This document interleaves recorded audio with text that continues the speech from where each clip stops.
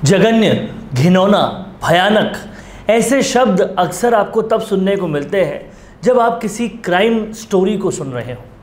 लेकिन ये शब्द आजकल तब भी सुनने को मिलते हैं जब आप राजस्थान के बारे में कुछ भी सुन रहे हो, क्योंकि राजस्थान अपने आप में एक बहुत बड़ी क्राइम स्टोरी बन चुका है, एक बहुत बड़ा क्राइम प्लॉट बन चुका है, जहाँ पर क्रिमिनल्स के और क्राइम के हौसले इतने ज़्यादा बुलंद हैं कि यहाँ और किसी का राज नहीं है, कानून का राज नहीं है, सत्ता का राज नहीं है, केवल और केवल उपद्रवियों और गुंडों का राज सा नज़र आता है।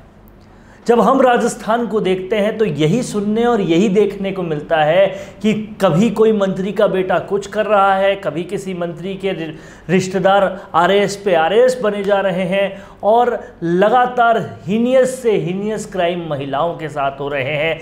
आज इस वीडियो में हम बात करने वाले हैं उस मंत्री के बेटे की जिस पर लगा है बहुत ही संगीन और जघन्य बलात्कार का आरोप, और वो मंत्री जो है वो सत्ता के इतना ज़्यादा नज़दीक है कि कोई उसका कुछ भी नहीं बिगाड़ सकता, ऐसा उस मंत्री के बेटे ने सोचा था। लेकिन फिर हुआ क्या, इस पूरे वीडियो में हम आपको बताने वाले हैं। बने रहिए इस पूरे वीडियो में हमारे साथ। मेरा नाम है वरुण भंसाली। नमस्कार, मैं हूं चेतना शर्मा आपके साथ और आप देखना शुरू कर चुके हैं राजस्थान का सबसे बड़ा विश्लेषण मंच, राजस्थान संवाद। आज हम बात करेंगे कि कितनी पावरफुल हो गई है सोच क्रिमिनल्स की। आप ये देखिए कि अगर आपके कनेक्शंस पावरफुल है तो क्या आप कोई अपराध करने से डरेंगे? नहीं, बिल्कुल नहीं। देखकर तो नहीं लगता, क्योंकि राजस्थान में जो आए दिन एक के बाद एक अपराध होते जा रहे हैं, और अपराध का लेवल देखिए, आप अपराधियों का लेवल देखिए, एक से बढ़कर एक ऊंचे दर्जे पर बैठे हुए हैं। उन्हें किसी कानून का डर तो है नहीं, तो छोटे मोटे जो अपराधी हैं उनमें क्या कानून का डर होगा? अगर आप रसूखदार हैं तो आपको लाइसेंस मिल जाता है कुछ भी करने का, कहीं पर भी जाने का। यही हो रहा है राजस्थान में। और आज हम बात कर रहे हैं उस रोहित जोशी की, जो कि बेटा है महेश जोशी का, जो कि राजस्थान के जलदाय मंत्री है। उन पर सीधा सीधा आरोप लगते हुए FIR हुई है। इस बात को पूरी तरह से जहन में रखिए, ध्यान में रखिए कि FIR केवल तभी होती है जब मामले की जांच होने के बाद पुलिस स्टेप लेती है। पहले सिर्फ कंप्लेन होती है, फिर मामले की जांच होती है और उसके बाद FIR होती है। और यहाँ FIR हुई है रोहित जोशी के खिलाफ, लेकिन वो भी दिल्ली में। क्योंकि राजस्थान में कौन करेगा? सत्ता के इतने करीब जो मंत्री है उनके बेटे की FIR कौन करेगा? ये पूरी तरह से डर सता रहा था उस पीड़िता को जो इस अपराध तले पीड़ित थी, और फिर उसको दिल्ली का रुख अपनाना पड़ा, दिल्ली का रास्ता लेना पड़ा। और सीधे सीधे बात यहाँ तक आ गई जब उसने पूरी अपनी स्टोरी खोली, पूरी अपनी बात बताई कि किस तरह से रसूख का इस्तेमाल करके एक बार नहीं बार बार लगातार रोहित जोशी उस महिला को, उस पीड़िता को दरिंदगी के साथ उसका बलात्कार लगातार करता जा रहा था। उसने पूरे स्पष्ट शब्दों में बताया, लेकिन उसके बाद भी बहुत कुछ ऐसा हो रहा है जो नहीं होना चाहिए। और उसके बाद जो धमकियां देने और सुनने को मिली वो ये कि मैं मंत्री का बेटा हूं, कर लो जो करना है, क्या बिगाड़ सकते हो तुम हमारा, क्योंकि पुलिस उनके मुट्ठी में है। आप ये देखिए कि अपराध करने से पहले अपराधी के मन में बिल्कुल डर नहीं है।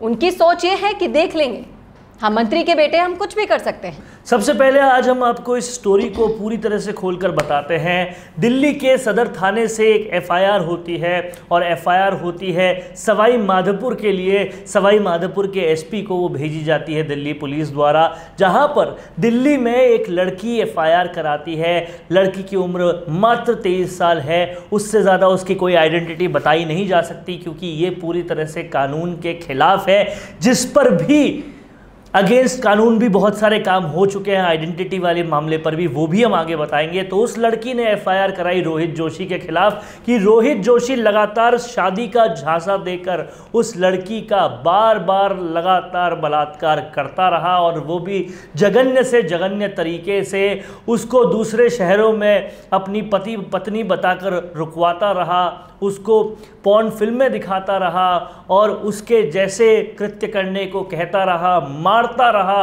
मार मार कर उसने जघन्य अपराध करवाए, जघन्य अपराध करे। तो इस तरीके से ये सब कुछ चीज़ें हुई। एफआईआर में बहुत ही खुला खुला सब कुछ लिखा गया है, लेकिन उसके बाद क्या होता है वो उससे भी ज़्यादा जघन्य है। इस पूरे वक्त लगातार रोहित जोशी ये बोलता रहा कि मेरी कोई शिकायत तू कर नहीं सकती, मेरे पास तेरे बहुत सारे वीडियोस हैं, मेरे पापा जो है वो जलदाय मंत्री है जो कि सत्ता के बहुत करीब है, तू मेरा कुछ भी नहीं बिगाड़ सकती।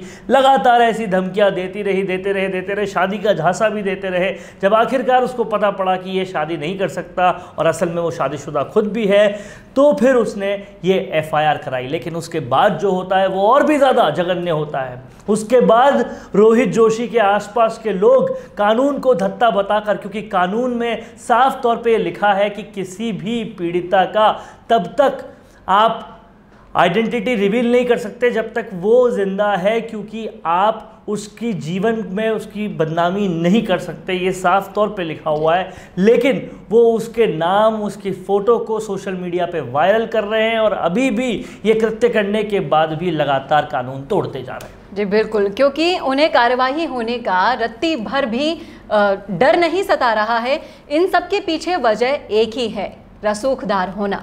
रसूखदार होना वजह है और सच में हो भी यही रहा है। सवाई माधोपुर थाने का कहना है कि हमारे पास तो कोई एफआईआर ही नहीं, जबकि एफआईआर सोशल मीडिया पर है, सबके पास है, आप भी अपनी स्क्रीन पर देख सकते हैं। लेकिन अब भी सवाई माधोपुर एसपी का कहना है कि हमारे पास तो आई नहीं।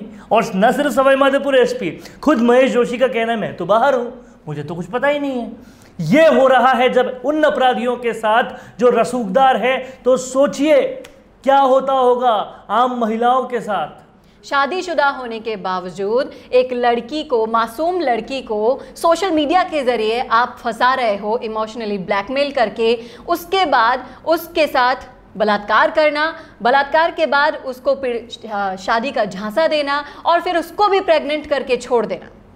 इस बात को अगर पूरी तरह से समझा जाए, डिकोड किया जाए, देखा जाए, तो आपको ये समझ में आएगा कि क्यों कार्रवाई नहीं होती बड़े से बड़े मामलों पर। इस पर साफ तौर पर आपको समझ में आ गया। दिल्ली से एफआईआर भी हो गई, लेकिन सवाई माधोपुर थाने ने साफ तौर पे कह दिया हमारे को कोई एफआईआर मिली ही नहीं। सिर्फ यही कांड नहीं था, इससे पहले कुछ वक्त पहले अगर आपको याद हो कि एक बहुत छोटी मुकबदिर बालिका के साथ अलवर में गैंगरेप हुआ था, जिस गैंगरेप में मैं घटना स्थल पे पहुंचकर एसपी ने खुद बोला था कि प्रथम दृष्टया ये रेप है। लेकिन जब सरकार पे आरोप लगे, बहुत बुरे आरोप लगे, और प्रियंका गांधी जो कि आला कमान जिस पार्टी से, उस पार्टी की सरगना है, वो वहाँ पर थी, तो उसको रफा दफा करने के चक्कर में बाद में सब बदल गए, बोला कि वो रेप ही नहीं है। और यही नहीं, उसको सीबीआई के झांसे में डालकर उसको टालमटोल कर दिया, वो लंबा चला दिया। किसी पे कमिटियां बना देते हैं, किसी को सीबीआई के झांसे में डाल देते हैं, और कहीं पर बोलते हैं एफआईआर मिली नहीं, और लंबा खींच देते हैं कि लोग बाग भूल ही जाते हैं कि ऐसा कुछ हुआ था, क्योंकि एक के बाद एक ऐसे कांड आए दिन देखने को मिल रहे हैं। ये तो हाई प्रोफाइल मामला है, इसलिए ज़्यादा हाईलाइटेड हो गया। लेकिन आप ये देखिए, इसके इतर आप अगर पूरे राजस्थान को उठा के देखेंगे तो आप छोटे छोटे ज़िलों, छोटे छोटे कस्बों में न जाने दिन और रात कितने ऐसे रेप हो रहे हैं जिनकी कोई गिनती नहीं है। तो ऐसे में जब कार्रवाई नहीं होगी राजस्थान में, तो क्यों नहीं कहा जाए इस राज्य को रेपिस्तान। इस पूरे प्रशासन के जो दरमियान हो रहा है उसमें कहाँ है प्रशासन, कहाँ है पुलिस, कैसे मिलेगा इंसाफ, कहाँ जाए आम लोग, ये सवाल लगातार पूछे जा रहे हैं और पूछे जाएंगे। और ये सवाल सिर्फ और सिर्फ सत्ता से पूछे जाएंगे ऐसा नहीं होगा। इस सवालों का जवाब अगर सत्ता ने नहीं दिया तो जनता देगी महज 18 महीनों के बाद। आपकी क्या राय है हमारे इस विश्लेषण पर? अपनी राय जरूर दीजिएगा कमेंट बॉक्स में। साथ ही ऐसे ही और विश्लेषण देखने के लिए देखना ना भूलेगा राजस्थान संवाद। नमस्कार। ई कॉमर्स बिजनेस करने का मन तो बना लिया, लेकिन प्रोडक्ट्स के जो दाम Amazon और Google पर नजर आ रहे हैं, उससे कम में प्रोडक्ट्स मिलना मुश्किल लग रहा है। ये और ऐसी कई सारी मुश्किलों को चलो चुटकी में आसान बनाते हैं। चलो आज आपको deodep.com से मिलवाते हैं, जहां आप बिना बल्क परचेज किए पा सकते हैं दूसरी ऑनलाइन वेबसाइट से आधे दाम पर सामान। और डिओडेप के पास इतना स्टॉक है कि आपकी डिमांड खत्म हो सकती है। पर उनका स्टॉक नहीं। इसी के साथ आपकी हर समस्या का तुरंत समाधान करने के लिए जबरदस्त कस्टमर सपोर्ट टीम। इसी के साथ वेबसाइट से लेकर फोटोज तक की सारी वो मदद जो कि आपको अपने बिजनेस को ऑनलाइन ले जाने के लिए चाहिए, आपको एक ही जगह मिल जाएगी और वो है deodep.com। सोचिए मत, अभी इंक्वायरी कीजिए।